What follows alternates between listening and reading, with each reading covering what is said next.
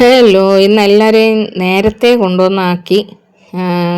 ദിമ്മുവിന് ഉച്ചയ്ക്ക് ശേഷമാണ് എക്സാം എങ്കിലും അവൾക്ക് രാവിലെ പ്രാക്ടീസ് ഉള്ളത് കൊണ്ട് തന്നെ രാവിലെ കൊണ്ടുവന്നാക്കേണ്ടി വന്നു. അവളെ കൊണ്ടുവന്നാക്കിയിട്ട് തിരിച്ചു വരുന്ന വഴിയിൽ ഞാൻ നോക്കുമ്പോൾ നല്ല അടിപൊളി കൊഞ്ച് ശരിക്കും ഞങ്ങളെ വീട്ടിൽ 3 പേർക്ക് അലർജി ഉള്ള ഒരു സാധനമാണെങ്കിലും ബാക്കിയുള്ളവർക്ക് അലർജി ഇല്ലല്ലോ.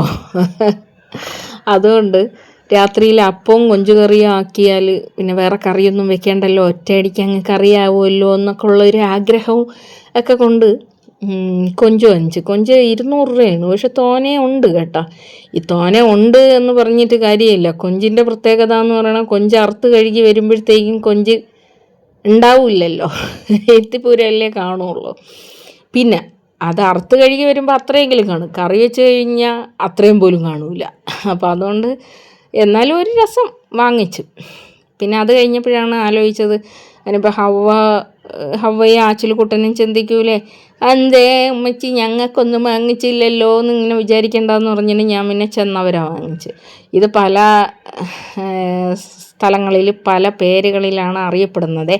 ഇത് എൻ്റെ ഹസ്ബൻഡിൻ്റെ നാട്ടിൽ പുയ്യാപ്പിള മീനെന്നാണ് അറിയപ്പെടുന്നത്. പിന്നെ വേറെ ചില സ്ഥലങ്ങളിൽ എന്താ കിളിമീൻ എന്നാണ് അറിയപ്പെടുന്നത്. പിന്നെ ചില സ്ഥലങ്ങളിൽ ചെന്നകര അങ്ങനെ അറിയപ്പെടും. നമ്മൾ ഞകര എന്ന് പറയും. അപ്പോൾ ഈ മീൻ പൊരിച്ച് കഴിഞ്ഞാൽ ഞാൻ കൂട്ടും കേട്ടോ. എനിക്ക് ചില മീനുകൾ മാത്രമാണ് എനിക്ക് പൊരിച്ചാൽ, കറി വെച്ചാൽ ആരും കൂട്ടൂല, നമ്മളെ വീട്ടിൽ ആരും കൂട്ടൂല. എൻ്റെ ഭർത്താവ് കൂട്ടൂല, എൻ്റെ മക്കൾ കൂട്ടൂല, ആരും കൂട്ടൂല. പിന്നെ ചൂര ചിലപ്പോൾ കൂട്ടും കറി വെച്ചാൽ. പിന്നെ കറിയായിട്ട് വെക്കുന്ന എന്തിനെന്ന് വെച്ച് കഴിഞ്ഞാൽ കറിക്കൊരു ടേസ്റ്റ് വേണ്ടേ മീനിന്, അങ്ങനെ ഇടും. എന്നിട്ട് അതിലുള്ള മീൻ നമ്മൾ പൂച്ചയ്ക്ക് കൊടുക്കും. പിന്നെ അതാ നോക്ക്, ഇത്രയേ ഉള്ളൂ. ഇത് കറിയും കൂടി വെച്ച് കഴിഞ്ഞപ്പോൾ ഇത്ര പോലും ഇല്ലായിരുന്നു കേട്ടോ. അതാണ് വേറൊരു വിഷയം. അങ്ങനെ ഞാനിങ്ങനെ വെപ്രാളത്തിൽ ചെയ്യുന്ന എന്തെന്ന് വെച്ച് കഴിഞ്ഞാൽ, ഉച്ചയ്ക്കിനി ഹവ്വയും കാവേരിയും ഉണ്ട്. ഹവ്വയ്ക്കും കാവേരിക്കും എന്തെങ്കിലും തിന്നാൻ കൊടുക്കണ്ടേ. അപ്പം ഞാനിങ്ങനെ വെപ്രാളത്തിൽ വെക്കുകയാണ്. പക്ഷേ ഉച്ചയ്ക്ക് ഇവർക്ക് പോകണമെന്നുള്ളത് അറിയാമായിരുന്നിട്ടും ഞാൻ എന്തിനീ കൊഞ്ച് വാങ്ങിച്ച് എന്നിങ്ങനെ ഞാൻ എന്നെ വഴക്ക് പറഞ്ഞുകൊണ്ട് ഇത് ഞാൻ അറുത്ത് കഴുകി കേട്ടോ. അവർക്ക് സമയമായപ്പോഴത്തേക്കും പോവാൻ പറ്റിയില്ല. പിന്നെ ഞാൻ ഒരു രസവും പിന്നെ മീൻ പൊരിച്ചതുമായിട്ട് അവർക്ക് ചോറ് കൊടുത്ത് അത് തിന്നിട്ട് അവർ പോയി. അപ്പോൾ ഈ മീൻ വൃത്തിയാക്കിക്കൊണ്ടിരിക്കുന്നതിൻ്റെ ഇടയിൽ ഞാൻ ചോറ് ഓഫ് ചെയ്ത് വെച്ചിട്ടുണ്ടായിരുന്നു. അപ്പോൾ വെന്തോ എന്നിങ്ങനെ നോക്കാൻ വേണ്ടിയിട്ട് നോക്കുമ്പം വെന്തില്ല. അപ്പോൾ എന്നാൽ പിന്നെ ഒന്നും കൂടി തീ കത്തിക്കാം, ഇത് ഈ ചെന്നവരെ കഴിയുമ്പോഴത്തേക്കും അത് വേവും. അങ്ങനെ പിന്നെ നഗരയും കൂടി കഴുകി പുറക്കിയെടുത്ത്. വീട്ടമ്മമാരുടെ ഒരവസ്ഥ എന്ന് പറയണത് ഭയങ്കരം തന്നെ അല്ലേ. പക്ഷെ എനിക്ക് ഭയങ്കര ഇഷ്ടമുള്ളൊരു പിന്നെ എന്താണ് പൊസിഷനാണ് കേട്ടോ. വീട്ടമ്മ എന്നുള്ളതാണോ അതോ അമ്മ എന്നുള്ളതാണോ എന്നെ സന്തോഷിപ്പിക്കുന്ന ഒരു പൊസിഷൻ എന്ന് ചോദിച്ചു കഴിഞ്ഞാൽ എനിക്കറിഞ്ഞില്ല. രണ്ടും എനിക്ക് ഭയങ്കര ഇഷ്ടമുള്ളൊരു പൊസിഷനാണ് കേട്ടോ. പിന്നെ നമ്മൾ നമ്മുടെ സന്തോഷത്തിനാണല്ലോ ജീവിക്കേണ്ടത്, അല്ലാതെ മറ്റുള്ളവരുടെ സന്തോഷത്തിന് നമ്മൾ ജീവിക്കുമ്പോൾ മറ്റുള്ളവർ സന്തോഷിക്കും, നമുക്ക് സന്തോഷിക്കാൻ പറ്റണ്ടേ. ഇപ്പോൾ ചില ആൾക്കാരൊക്കെ ഇങ്ങനെ പറയും, നിങ്ങളുടെ മക്കളെ എന്തേ നിങ്ങളിങ്ങനെ നോക്കുന്ന, മോളെ ഇവിടെ കൊഞ്ച് അറുത്ത് കഴുകിയിട്ട് എൻ്റെ കൈ കണ്ട എൻ്റെ കയ്യിലും അലർജി വരും. ഇത് കഴിക്കണമെന്നില്ല, കഴുകിയാലും എനിക്ക് അലർജിയാണ്. അതെന്താണോ എന്തോ ഈ സീ ഫുഡ് അലർജി. അപ്പം ഇങ്ങനെ ചോദിക്കും, നിങ്ങളെ മോളെന്തേ ഇങ്ങനെ, നിങ്ങളെ മക്കളെന്തേ ഇങ്ങനെ എന്നിങ്ങനെ ചോദിക്കുന്ന ആളുകളോട് എനിക്ക് പറയാനുള്ളത് ഒന്നേ ഉള്ളൂ. നാട്ടുകാരുടെ സന്തോഷത്തിന് വേണ്ടിയിട്ട് ഞാൻ എൻ്റെ മക്കളടുത്ത്, മോളെ അടുത്ത വീട്ടുകാർ ഇങ്ങനെ പറയും കേട്ടാ, അടുത്ത വീട്ടുകാരങ്ങനെ പറയും, നീ ഇങ്ങനെ നടാ എന്ന് ഞാൻ പറയില്ല. എൻ്റെ മക്കൾ വളർന്ന് വരുന്ന സമയം മുതൽ ഞാൻ അവർക്ക് പറഞ്ഞു കൊടുക്കുന്ന ഒരു കാര്യമുണ്ട്, നമ്മുടെ സന്തോഷത്തിന് നമ്മൾ ജീവിക്കണം.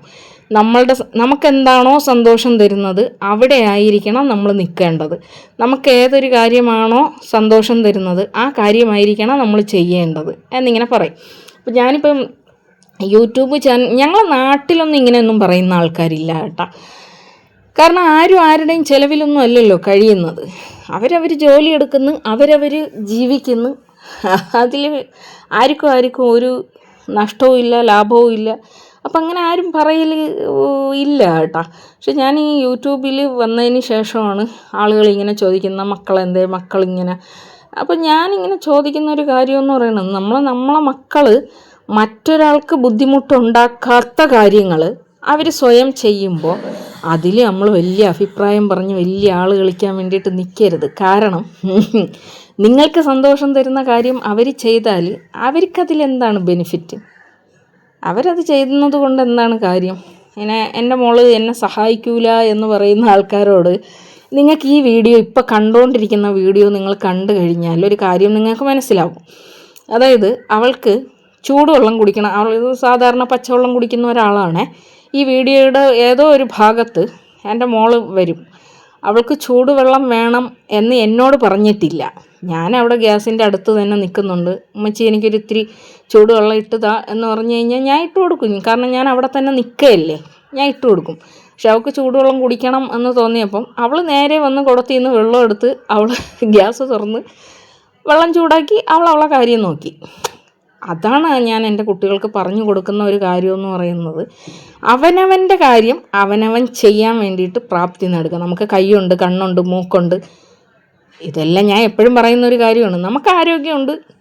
നമുക്കൊരു കാര്യം ചെയ്യാൻ വേണ്ടിയിട്ട് നമ്മൾ മറ്റൊരാളിനെ ഡിപ്പെൻഡ് ചെയ്യേണ്ട കാര്യമില്ല. അല്ലെങ്കിൽ അതെടുത്തുകൊണ്ട് വാ, ഇതെടുത്തുകൊണ്ട് വാ എന്നൊന്നും നമ്മൾ പറയേണ്ട കാര്യമില്ല. നമുക്കത് എടുക്കാൻ വേണ്ടിയിട്ടുള്ള ആരോഗ്യമുണ്ട് എങ്കിൽ നമ്മളത് എടുക്കാൻ വേണ്ടിയിട്ട് ശ്രമിക്കുക, അത് ചെയ്യാൻ വേണ്ടിയിട്ട് ശ്രമിക്കുക. എൻ്റെ വീട്ടിൽ ആൺകുട്ടിയെന്നോ പെൺകുട്ടിയെന്നോ ഉള്ള ഒരു വ്യത്യാസമൊന്നും ഞാൻ കാണിക്കാറില്ല. എൻ്റെ മോള് വീട് തൂക്കുമെങ്കിൽ എൻ്റെ മോനും വീട് തൂക്കും.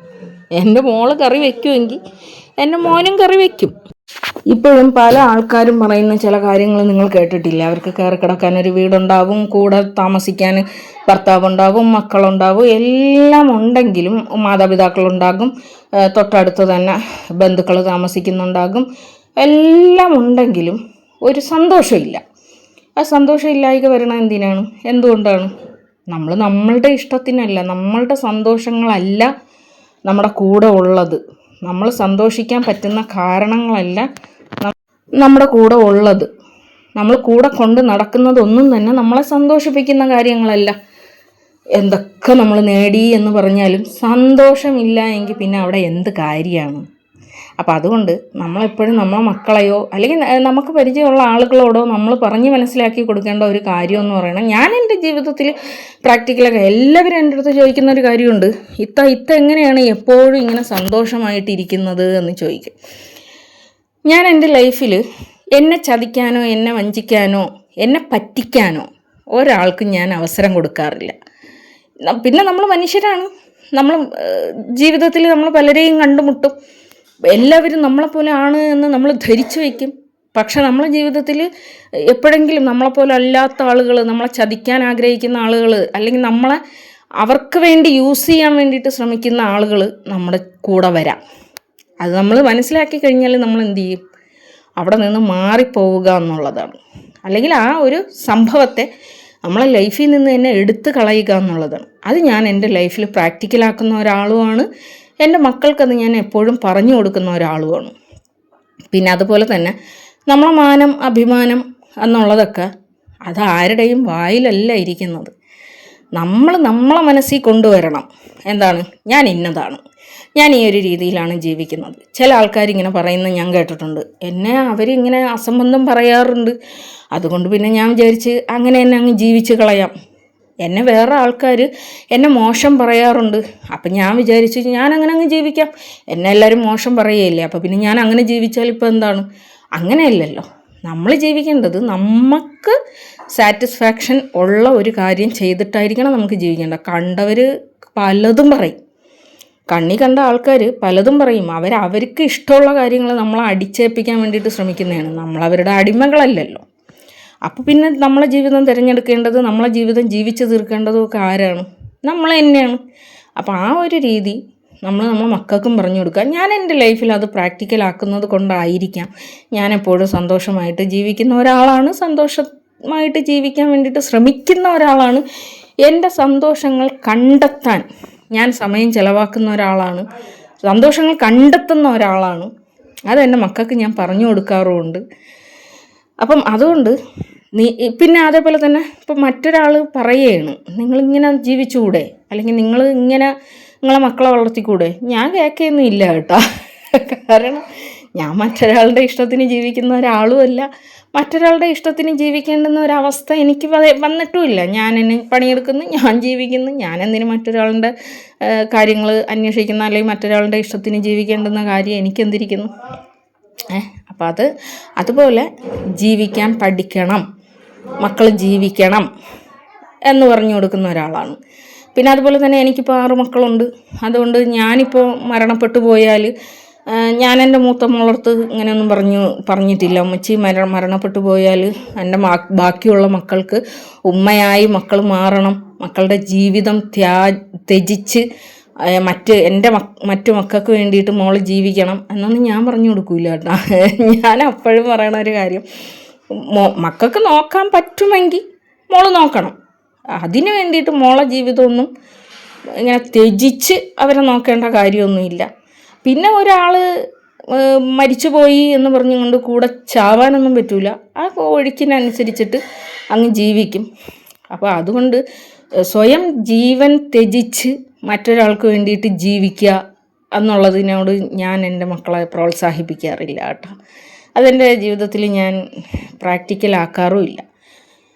അപ്പം ഇതൊക്കെയാണ് എനിക്ക് നിങ്ങളടുത്ത് പറയാനായിട്ടുള്ളത്. അപ്പം നിങ്ങൾ വെറുതെ ഇങ്ങനെ കമൻറ്റിൽ വന്നിട്ട് മക്കളെന്തിങ്ങനെ എന്നൊന്നും പറഞ്ഞിട്ട് കാര്യമില്ല. കാരണം ഞാൻ പ്രസവിക്കുമ്പോൾ ഞാൻ നിങ്ങളുടെ ആരുടെയും അഭിപ്രായം ചോദിച്ചിട്ടല്ല ഞാൻ പ്രസവിക്കുന്നത്. അപ്പം പ്രസവിക്കാൻ എനിക്ക് നിങ്ങളുടെ ഒന്നും പിന്നെ അഭിപ്രായത്തെ ഡിപ്പെൻഡ് ചെയ്യേണ്ടി വന്നിട്ടില്ല എങ്കിൽ പിന്നെ വളർത്താൻ ഞാനെന്തിന് നിങ്ങളുടെ അഭിപ്രായത്തെ ഡിപ്പെൻഡ് ചെയ്യണം. പിന്നെ സ്നേഹം കൊണ്ട് ചില ആൾക്കാർ ഉപദേശിക്കും.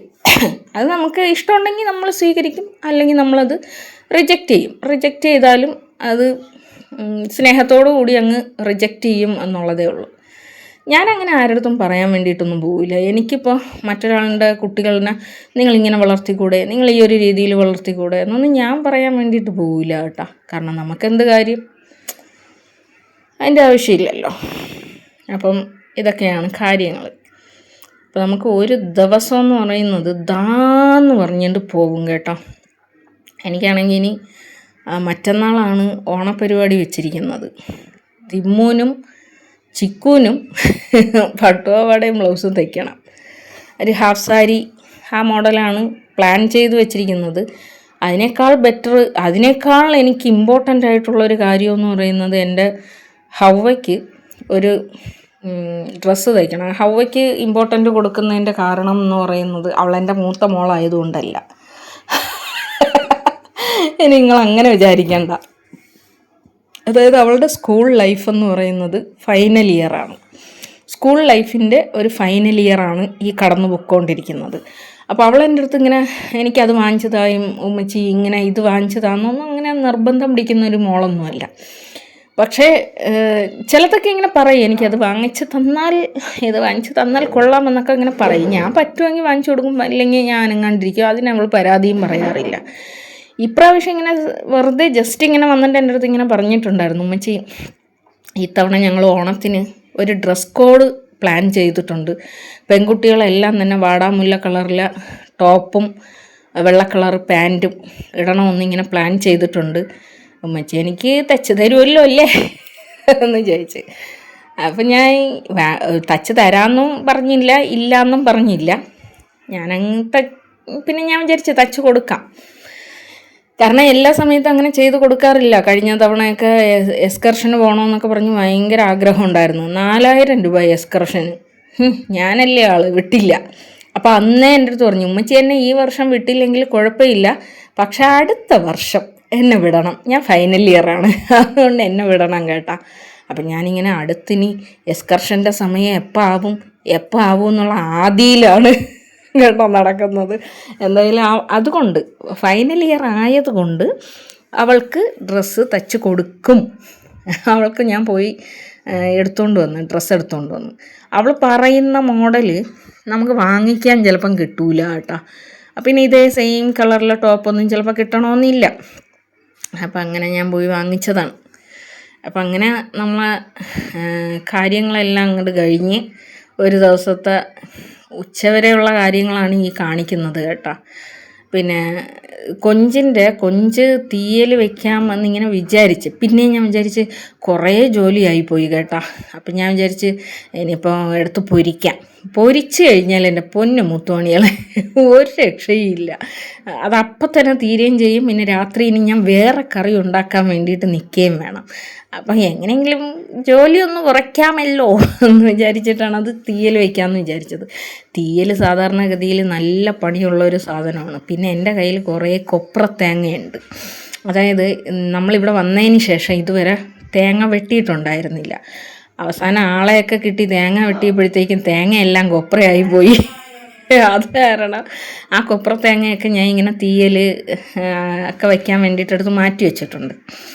അപ്പോൾ അതിങ്ങനെ ഒന്ന് മിക്സിയിലിട്ട് കറക്കിയിട്ട് വറുത്തെടുത്ത് കഴിഞ്ഞാൽ നല്ല രസമായിരിക്കും. നല്ല മണമുള്ള തീയൽ കിട്ടും. നല്ല എണ്ണ തെളിഞ്ഞ് വരണ തീയൽ കിട്ടും. അങ്ങനെ അതിനെ ചതക്കി ഉള്ളിയും ഇട്ട് ദണ്ട വറുത്ത് കുറച്ച് മുളക് പൊടിയും കൂടി ഇട്ടാൽ മതി, കുറച്ച് ജീരകവും.